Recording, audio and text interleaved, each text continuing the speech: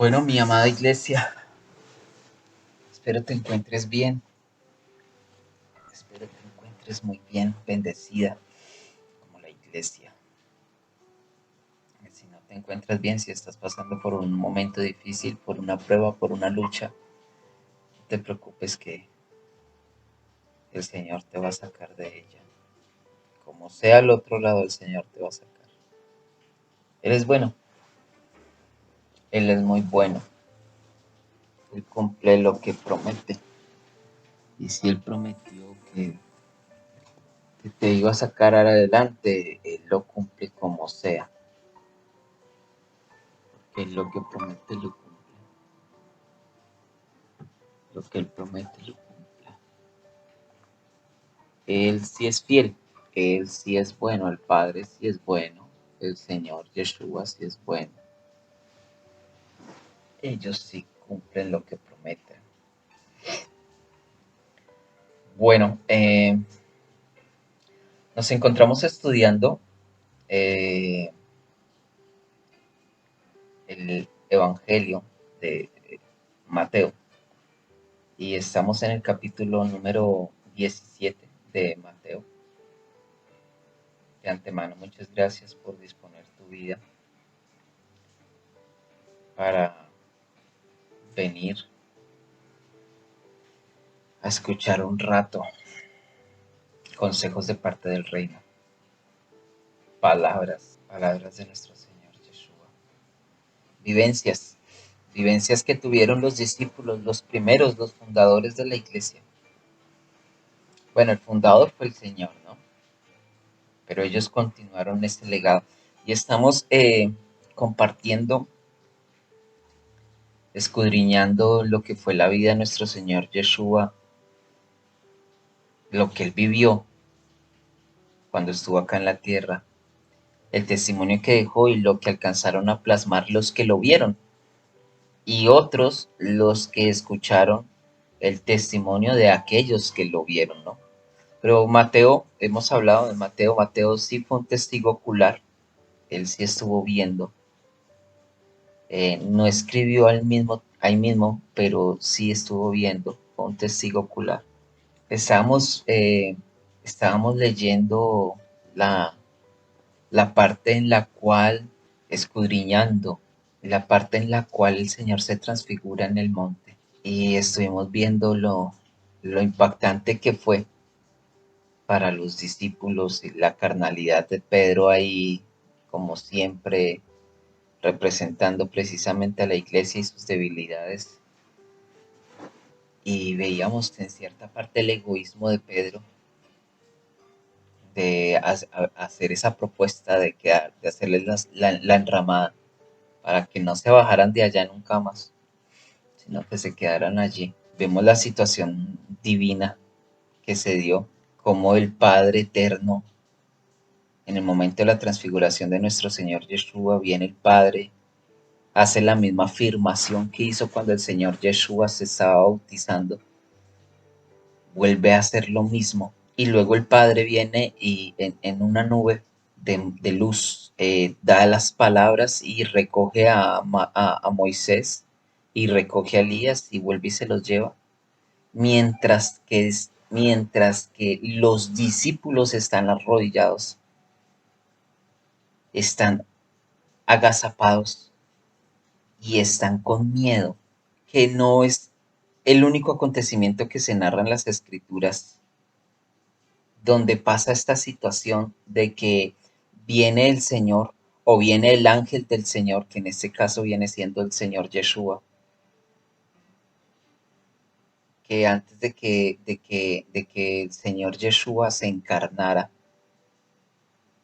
eh, las veces que se manifestó en el Antiguo Testamento se le conoce como el ángel de Jehová, el ángel de Yahweh, el ángel del Eterno. Y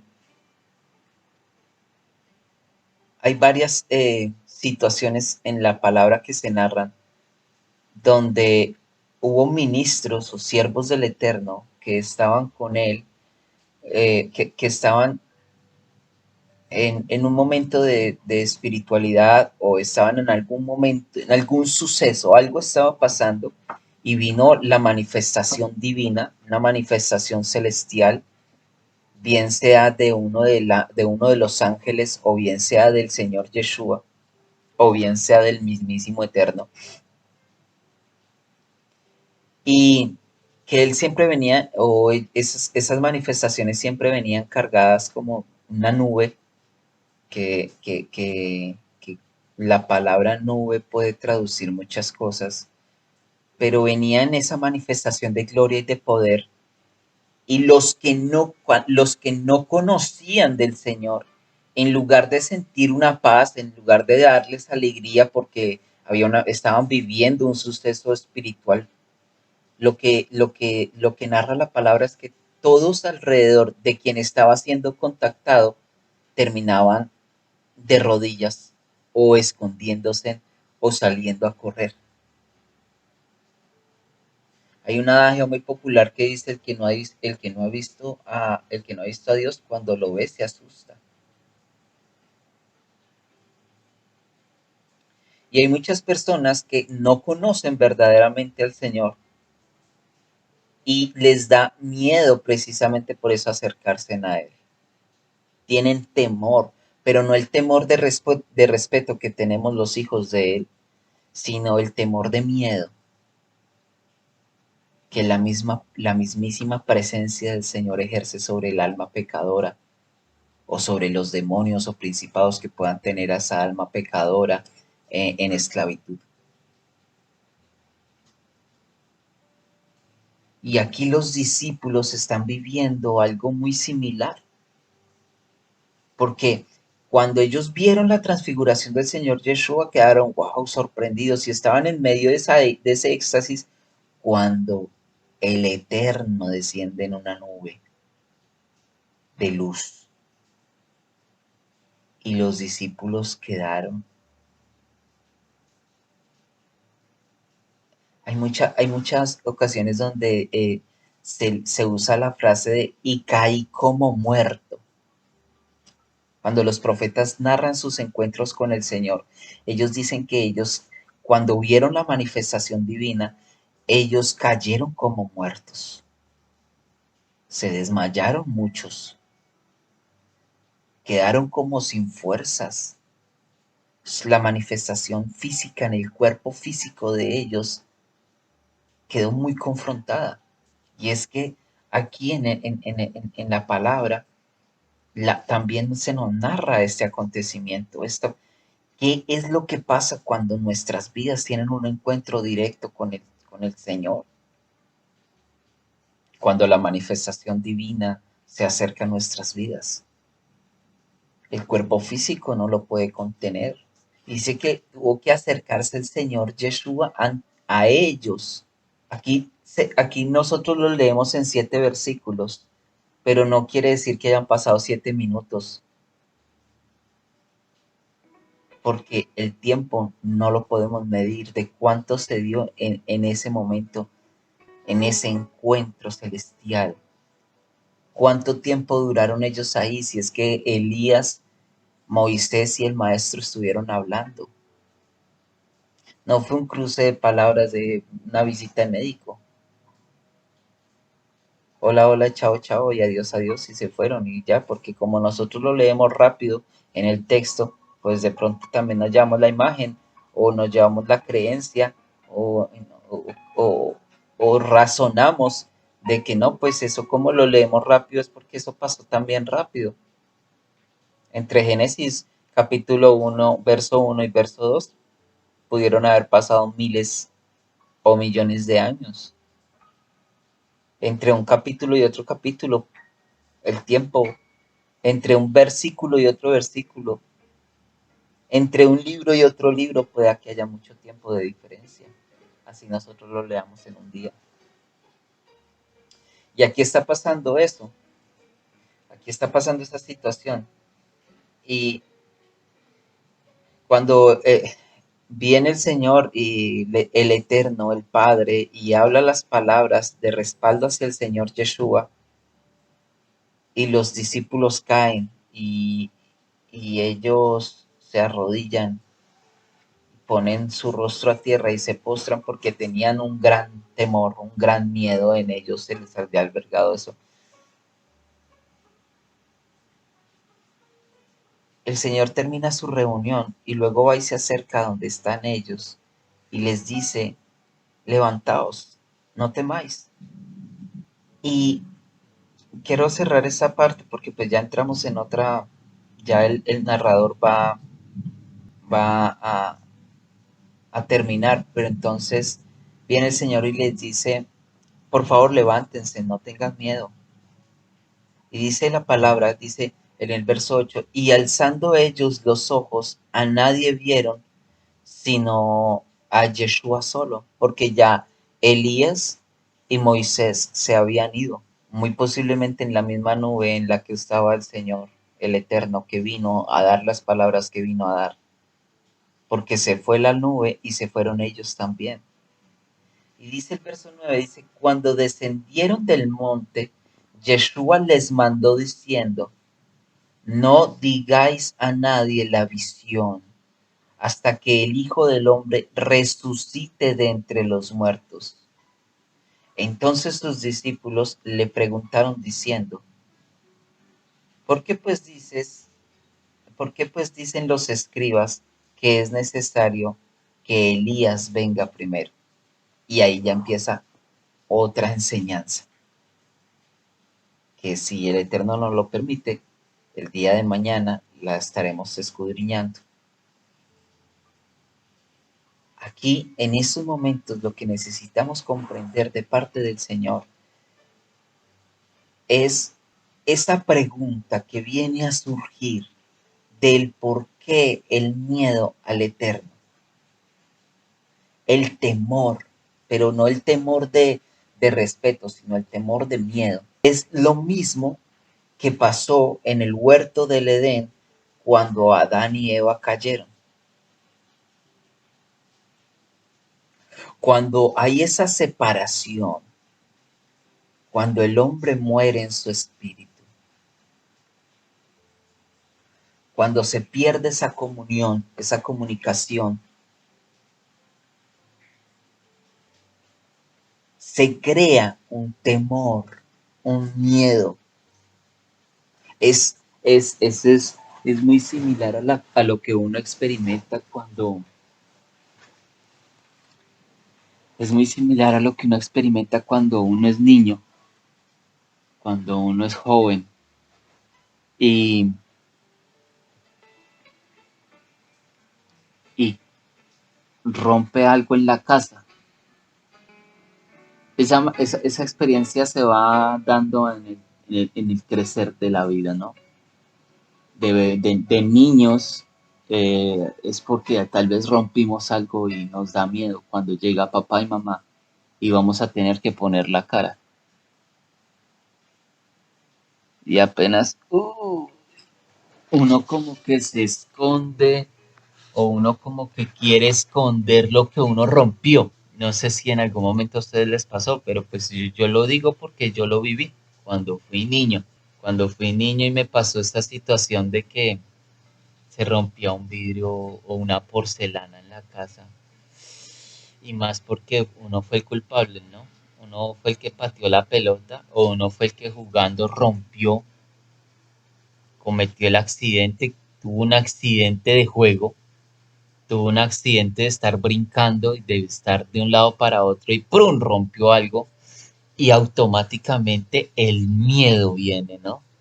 Por la reprimenda, porque uno sabe que hizo algo mal y que viene la reprimenda.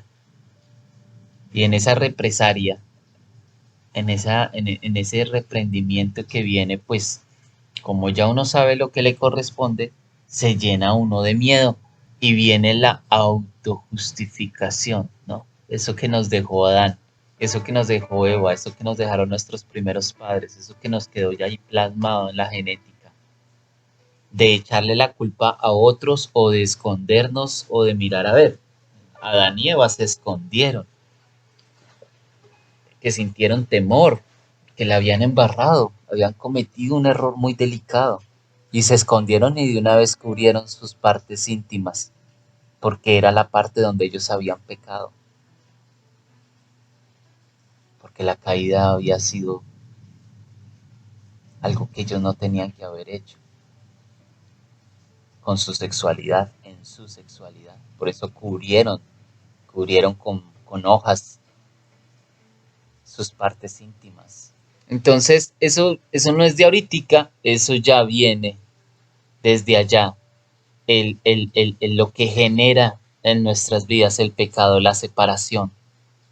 Y muchas personas no se acercan a los pies del Señor porque tienen miedo, porque no conocen no conocen al Dios de amor, sino que conocen al Dios de condenación.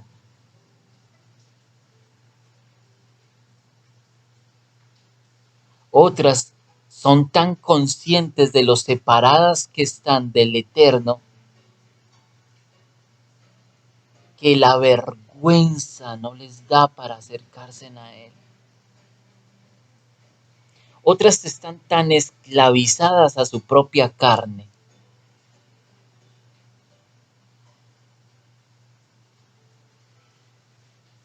que esa carne les impide, esa carnalidad, esa debilidad o esas debilidades o esa esclavitud de la carne les impide acercarse al Señor.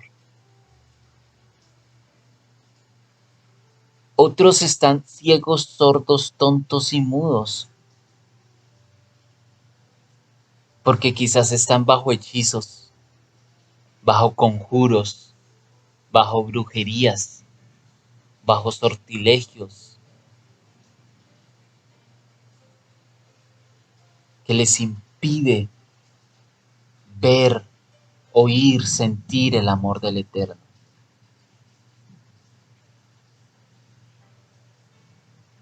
Por ello son tan importantes las intercesiones, el tiempo de interceder por otros, el tiempo de orar por otros, el colocar la vida de otras personas delante de la presencia del Señor. Y a veces uno se cansa de hacerlo solo, a veces uno se cansa de decir, no, pero es que todos tienen que, pero todos sí, el Señor nos llama a que todos procedamos al arrepentimiento, pero lastimosamente hay personas que están tan esclavizadas que por ello es bueno interceder delante del Señor para que esas personas puedan ser libres. Y es lo que genera la falta de comunión. Los discípulos, vamos a aclarar algo, y es que aquí en estos momentos los discípulos no tienen al Espíritu Santo. Los discípulos en estos momentos no tienen lo que tú y yo tenemos en el corazón. Ellos están con el Señor Yeshua, sí, pero recordemos muy bien que que eso lo vamos a estudiar más adelante, recordemos muy bien que cuando mataron al Señor, cuando lo arrestaron y cuando lo torturaron y cuando lo asesinaron, ellos volvieron a hacer lo mismo que hacían antes, porque no tenían al Espíritu Santo. Y eso que ellos tuvieron un encuentro directamente con el Señor. Eso es impactante. Por eso decía el Señor cuando se refería a nosotros, hablándoles a ellos en ese entonces y les decía, bienaventurados los que sin ver creyeron. Nosotros, nosotros lo hacemos por fe. Ellos lo habían visto, lo habían vivido, ellos habían contemplado. Miren lo que estaba acá. O sea, miremos nomás esa parte entre Pedro, Juan y Jacobo, que ellos acababan de ver la gloria del Eterno. O sea, qué manifestación tan poderosa la que estaban viendo en esos momentos ellos. Ellos acababan precisamente de ver a cómo el Señor Yeshua se había transformado en un ser celestial, en su divinidad. vieron su rostro como el sol, vieron sus vestiduras cómo cambiaron, vieron cómo él se transfiguró, se transformó. Y ellos estaban sorprendidos, vieron a Elías. A Elías se lo había llevado un carro de fuego hacía cientos de años atrás. Vieron a Moisés, oh wow, Moisés había fallecido o se había quedado en la montaña o se lo habían llevado, lo que haya pasado con Moisés miles de años atrás o cientos de años atrás, un tiempo muy largo atrás. Y ven a Moisés, y ven a Elías, y ven al Señor transformado, y ellos, wow. Y Pedro en eso, ni Pedro, ni Jacobo, ni Juan tuvieron miedo en ese momento, porque en ese momento lo estaban viendo, estaban en un éxtasis impresionante, tanto así que Pedro dice, Señor, vamos a hacer una enramada acá, vamos a quedarnos a vivir acá, para no volver a bajar, vamos a quedar acá en la montaña. Esto es una gloria muy tremenda, esto es algo que, uff, tremendo. Pero cuando escuchan la voz del Padre, cuando escuchan la voz del Eterno, ahí sí cayeron de rodillas, ahí sí postraron su rostro a tierra y ahí sí se llenaron de miedo. Antes no. Por eso no podemos ver al Padre, por eso no podemos conocer al Padre si primero no conocemos al Hijo. Por eso a quien primero tenemos que conocer es al Señor Yeshua. El Señor Yeshua nos da la oportunidad, nos da la conexión con el Espíritu Santo. Y ya con el amor de nuestro Señor Yeshua y la guianza del Espíritu Santo, podemos conocer al Padre. Porque directamente no se puede. Por quien es el Eterno. Por quien es el Padre. Lo que pasa es que ya nosotros con la comunión y con el conocimiento y todo podemos acercarnos delante de papá y hablarle como padre, como papito lindo, como ese Abba Padre. Porque directamente, no, es que es más, no hay quien haya visto al Eterno y viva para contarlo, eso dice su palabra. O sea, que tú me viste a mí y vas a vivir para contarle a otro quién era yo. No, lo siento, pero tú te vas conmigo. Tú no puedes quedarte vivo y contarle a otros quién soy yo, porque hace parte de los códigos de él. ¿Cómo entender esos códigos? No es que no nos están pidiendo que los entendamos, sino que los vivamos y que tengamos que comprendamos que nadie va a ver al Padre si no es por el Señor Yeshua. Es el Señor Yeshua el que revela al Eterno, al Padre. Y la misión del Señor Yeshua es revelar al Padre. Es guiarnos hacia una comunión con Él, pero como no le conocemos, muchos tienen la figura del Eterno, del Padre, del Creador, como un Dios que tiene en su mano un látigo y en la mano derecha tiene un látigo y en la mano izquierda tiene un pan y que está ahí esperando a ver si nos va a dar el pan o si nos va a dar el látigo. Muchos tienen esa imagen de parte del Padre. Entonces, ¿qué tanta comunión nosotros tenemos? ¿Qué tanta confianza tenemos nosotros por si llegase el dado? Por eso es que, miren, amados, esto es tremendo, porque por eso es que muchos eh, se dicen llamar hijos del Padre, pero yo creo que son cristianos que siguen una religión, le tienen miedo a la muerte.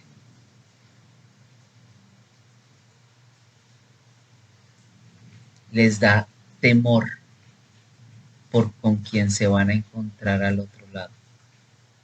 Es ese mismo temor del que cayó Pedro, Jacobo y Juan, es ese mismo temor de Adán y Eva, es ese mismo temor que sienten las personas que no conocen del Eterno y ven una medio manifestación espiritual, el miedo. ¿A qué? A lo desconocido. Pablo que decía, Pablo decía, no, para mí morir es ganancia, porque, porque Pablo ya conocía al Padre. y sabía que en el momento en el que él muriese, se iba a ir directamente al Padre. ¡Qué miedo! ¡Qué placer más bien! ¡Qué deleite! Me voy a encontrar con mi Padre Celestial. ¡Qué bendición! ¡Aleluya! Parto de este mundo de agonía para encontrarme con Él. Pero cuando le tenemos miedo a la muerte, ¿qué pasa? Si se supone que nos vamos a reunir con quien amamos, con quien nos ha estado esperando y nosotros esperándolo a Él y Él esperándonos a nosotros y nosotros con miedo, con temor, ¿será tal vez porque no le conocemos, sino que conocemos una religión, un ritual? Meditemos en ello. Lastimosamente el tiempo a mí ya se me ha acabado por el momento, pero ha sido un placer para mí poderles servir y poder compartir con ustedes esa palabra que primeramente me está ministrando a mí. Bendiciones, mis amados. Padre, te quiero dar muchas gracias, Señor. Muchas gracias por tu palabra, muchas gracias por este tiempo, por este momento.